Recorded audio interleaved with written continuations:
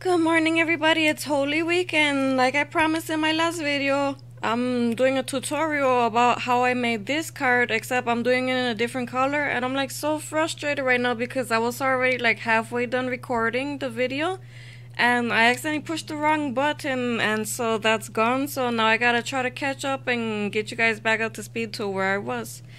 So I began with this Bright and Basics cardstock. Is 12 by 12 from Recollections. I already tore out the paper that I'm gonna use, which is this particular one. It's a beautiful pink and purple. And like I also use cardstock from Recollections, and I cut it by 6 3/4 inches this way, and across it's already 11 inches, so you score it at the 5.5 inch line. Here I included some decorative washi tape that kind of goes with it. It gives me a nice little spring feeling with those beautiful flowers. To get this beautiful edge right here, I used Martha Stewart deco fan punch. I have them still out here on the table because I'm gonna use this one again later on. And I use this particular stamp from Inkadinkadoo. I really love their collections that they have. And I also use the whatchamacallit, I used the, where did it go? Oh my goodness. Oh, I got it over here. Hold on.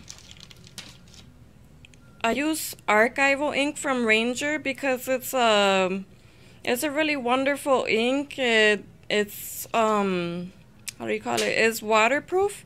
So as you're using the Tim Holtz Distress Inks, which react to water and give these really cool mottled effects, and they blend and everything, while you're using that, the other ink from Ranger, it doesn't like smear or get wet or anything. It just stays there really nicely. And I also use some Canson waterproof paper, which I already just got done cutting down to 4.5 by 6 3/4 inches, and I'm basically gonna use the Martha Stewart edge punch to do just these two right here, just for the white part right here. And this washi tape right here is one that I don't really care about, so I'm gonna use it to create this white border around while I'm inking, so that it stays nice and beautiful. And I also have a bunch of lovely ribbons right here, but I'm not sure which one of the pinks that I'm gonna be using yet, or I might go with purple too, because this particular paper that I use also has purple in it, and it's an appropriate color for Easter.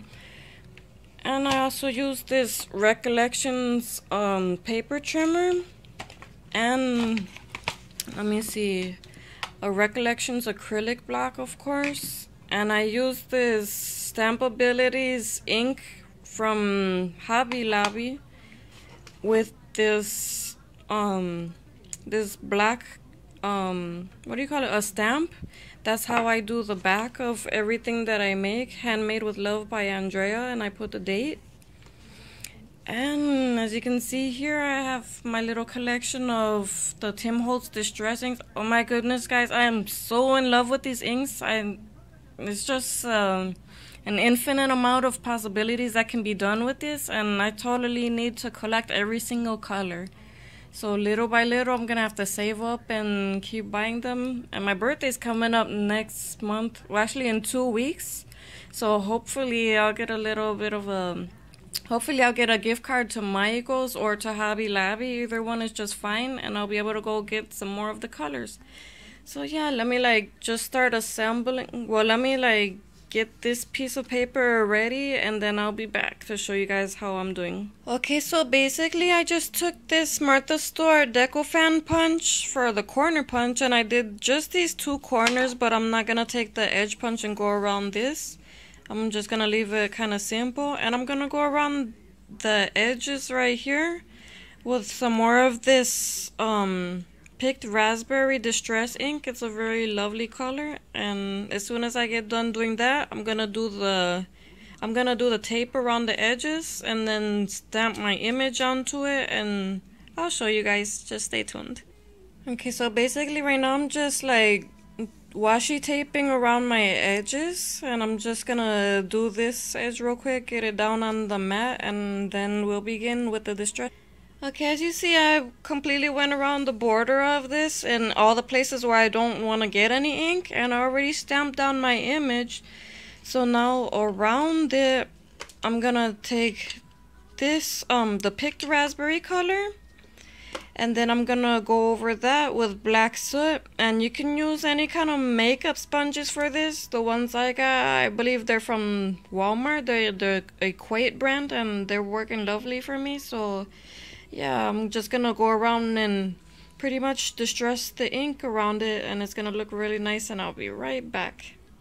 While you're inking, you want to go on the ink pad, and then you want to go from the edge and come this way so that it's darker around the edge and it gets lighter as you're going in. Okay, that's pretty much what it looks like when I'm done with the picked raspberry, and now I'm gonna go around the edges with black soot, and I'll be right back.